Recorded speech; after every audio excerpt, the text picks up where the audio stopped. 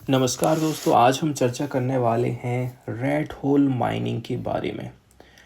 अवैध रूप से खनन आज के टाइम में भी चल रहा है। इसको सरकार रोकने में विफल रही है। पार्टिकुलरली रेड होल माइनिंग बहुत ही ज़्यादा खतरनाक रहती है और सबसे ज़्यादा जो अवैध कोयला निकाला जा रहा है वो रेड होल माइनिंग के माध्यम से ही निकाला जा रहा है। क्योंकि ज़्यादातर हमारे देश में जो बड़ी बड़ी कोयला की खदानें हैं उनमें या तो सरकारी कंपनियां कोयला निकाल रही हैं या फिर बड़ी कोई प्राइवेट कंपनी निकाल रही है। इसके लिए वो वैज्ञानिक तरीके से सबसे पहले तो संसाधनों का पता लगाते हैं कि कहाँ पर कोयला मौजूद है। फिर सुरक्षित तरीके से खुदाई का काम किया जाता है। सारे के सारी चीज़ें हमको वहाँ पर देखने को मिलेंगी। Operation, production, maintenance, surveillance, safety, security, सारी चीज़ों का ध्यान रखा जाता है। लेकिन ये जो रेड होल माइनिंग है दोस्तों, ये उतने बड़े पैमाने पर नहीं रहती है। ये लोग कहना चाहिए छोटे पैमाने पर कोयला निकालते हैं और अवैध रूप से बेचते हैं, अवैध रूप से खनन करते हैं और इस प्रकार से अपना व्यापार चलाते हैं। अब हम समझते हैं कि भाई हाल फिलहाल में क्या हुआ है। 29 जनवरी को गुवाहाटी हाई कोर्ट ने असम के उमरंगसो में खनन दुर्घटना हुई थी। क्या हुआ था? माइनिंग एक्सीडेंट हुआ था। इस पर स्यो मोटो लिया था। ये दुर्घटना 6 जनवरी को हुई थी। 29 जनवरी को कोर्ट हरकत में आया। घटना ऐसी है कि भाई कोयला खदान में पानी भर गया। इससे 9 मजदूर फंस गए और कम से भी कम 4 लोगों की डेथ हो गई थी। ये हादसा कोई आम बात नहीं है या फिर कोई नया नहीं है हाल फिलहाल का। पिछले 5 सालों में मेघालय में कम से भी कम 3 मजदूरों की मौत हो चुकी है। इसका मुख्य कारण है कि अवैध खनन पर सही तरीके से रोक नहीं लगाई गई है। बड़े और प्रभावशाली लोग गैर कानूनी खदानें चला रहे हैं और सरकार तभी कार्रवाई करती है जब कोई एक्सीडेंट होता है या फिर किसी की डेथ होती है। सबसे पहले तो हमें समझने की ज़रूरत है भाई कि रेड होल माइनिंग अभी तक कंटिन्यू क्यों है। पहले मेघालय और असम में कोयला खनन छोटे पैमाने पर होता था, लेकिन 1980 के दशक में इंडस्ट्रियलाइजेशन बढ़ा तो बिजली की मांग बढ़ी तो जाहिर सी बात है कोयला की भी मांग बढ़ते गई। कहाँ से कोयला की मांग बढ़ी दोस्तों? पश्चिम बंगाल और बांग्लादेश से। ठीक है, इन पहाड़ी इलाकों में, मतलब मेघालय और असम की बात करें, पहाड़ी वाले एरिया में कोयला निकालना काफ़ी ज़्यादा टफ हो जाता है, क्योंकि यहाँ पर आप ओपन तौर से खुदाई करेंगे ना तो बहुत टाइम लग जाएगा। तो इन इलाकों में मशीनों से कोयला निकालना मुश्किल है, इसलिए रेड होल माइनिंग का तरीका अपनाया गया। रेड होल माइनिंग 2 टाइप से होता है, ये आप देख रहे हैं। साइड कटिंग की गई है इस पिक्चर में। इसमें पहाड़ी की ढलानों के साथ कोयले की परतों को हम खोदते हैं। सेकंड वाला जो ऑप्शन रहता है, 400 फीट तक गहरे गड्ढे खोदेंगे, सुरंग बनाएंगे और कोयला निकालेंगे। इसको बॉक्स कटिंग बोलते हैं। ठीक है, अब ये जो प्रक्रिया रहती है बहुत ज़्यादा खतरनाक रहती है। इसमें नेचुरल डिजास्टर आ सकता है, गैस लीक हो सकती है, सुरंग आपकी धंस सकती है। इससे क्या होगा, यहाँ जो काम करने वाले मजदूर हैं वो लोग फंस जाएंगे, दम घुटने से उनकी डेथ हो जाती है। इसमें कौन कौन सी समस्याओं को फेस करते हैं काम करने वाले लोग? पहले नंबर की बात यह है, ज़्यादातर इन सुरंगों में काम करने वाले लोग गरीब और प्रवासी लोग रहते हैं। मतलब असम और मेघालय में ये खदानें हैं तो यहाँ के लोगों को पता है, दूसरे राज्यों से ये लोग मजदूर लेकर के जाते हैं।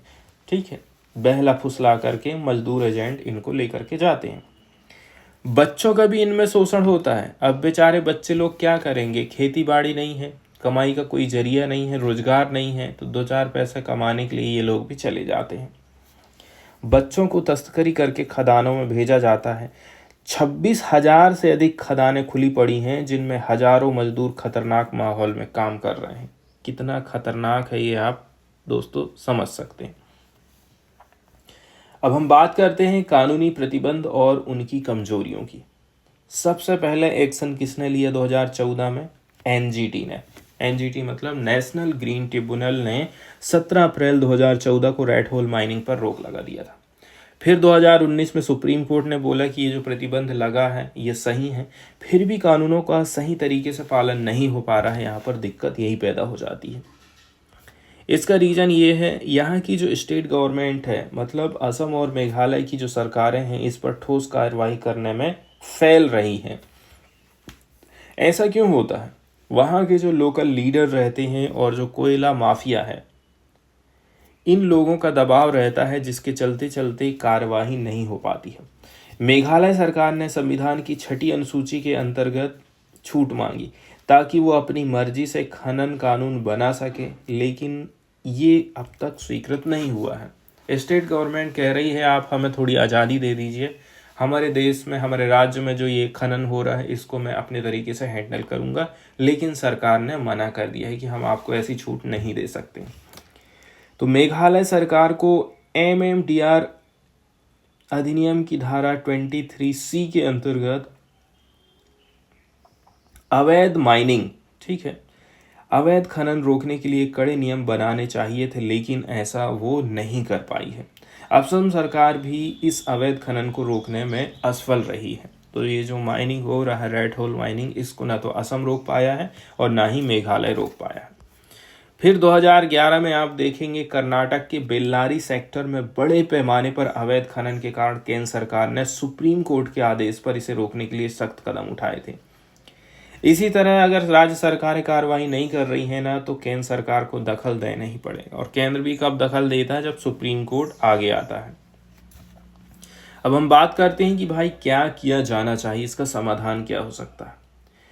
अब जब गुवाहाटी हाई कोर्ट ने इस मुद्दे को उठाया है तो सरकार को सिर्फ हादसों के बाद नहीं बल्कि पहले से ही ठोस कदम उठाने पड़ेंगे, जैसे कि सख्त कानून और निगरानी। कानून हमारा सख्त होना चाहिए, टाइम टाइम पर हमको निगरानी करते जाना।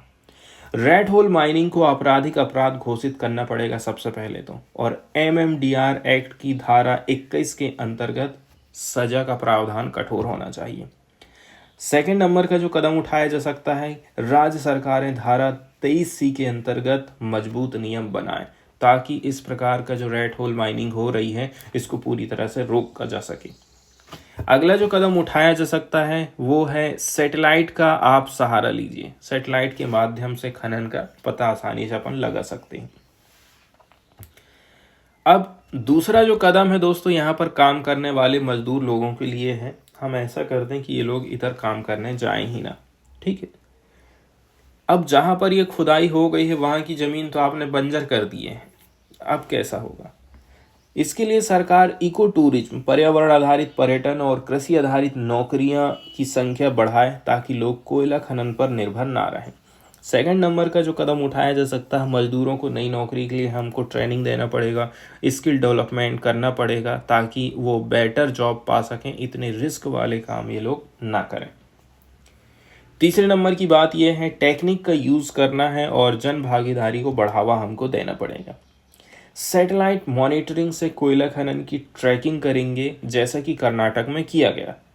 स्थानीय समुदाय को हमें अधिकार देना पड़ेगा ताकि वे वन अधिकार अधिनियम 2006 के अंतर्गत अपनी ज़मीन पर किसी को खुदाई नहीं करने देंगे, पेड़ पौधे नहीं काटने देंगे। तो ये जो कानून है 2006 का, ये बहुत ज़्यादा इम्पोर्टेंट हो जाता है।